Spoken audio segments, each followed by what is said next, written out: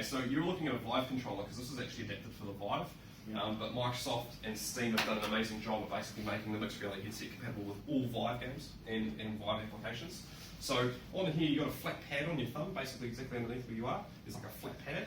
If you push down on the front of that flat pad, you'll teleport very similar to what you're doing before, but just point it at the ground and then just release, you will teleport. Now you've got the same rules apply, you can move around, turn your body, all the rest. But this was created in Revit.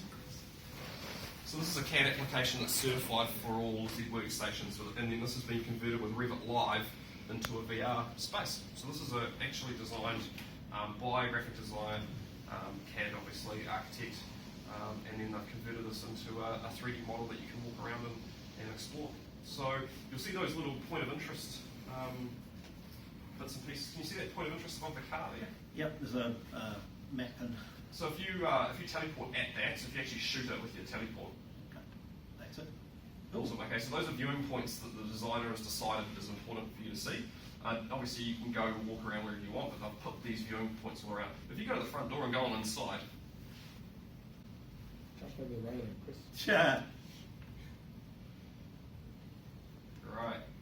So you can wander on through if you wanted to, or you can teleport. It's up to you. Of course, you are restricted by the space that you've got on the car. Yeah, I've got not a lot. I think coming up to that now.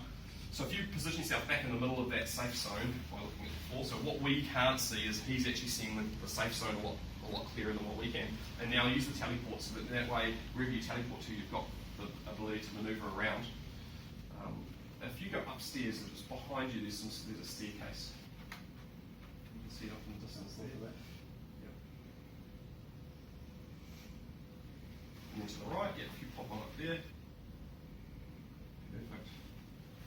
And then off to the left, once you get up the stairs here. It's weird that the teleport indicator doesn't go over here. Go. And you go down that hallway. This is the master bedroom. I haven't even got to my computer yet, I'm just trying to get around. Alright, so if you just have a look at that ensuite for a moment, you see that tilt for the glass, you just teleport next to that tilted glass. Yep. So what you might have is you might have a 2D plan, right? So there's a 2D plan of this building and they've converted into VR, and then you're the new homeowner potentially, and you're going to walk through. So you've got a vanity in front of you there. Can you square up with that vanity? And then look to the right, you'll see there's a gap between the tinted glass and the vanity.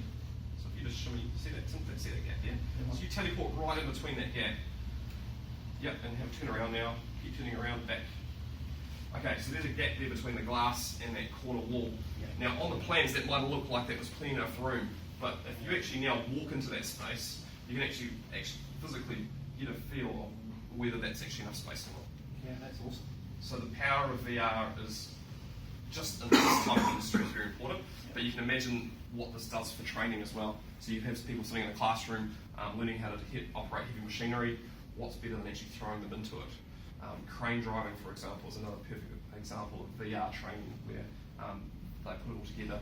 You can break the crane, you can drop buildings. Just look what are you back going to slightly do? to the left there, Chris. Work, no. Just hold it just there for a moment. You're going to photograph me in the toilet. No, I just want to photograph to show my wife.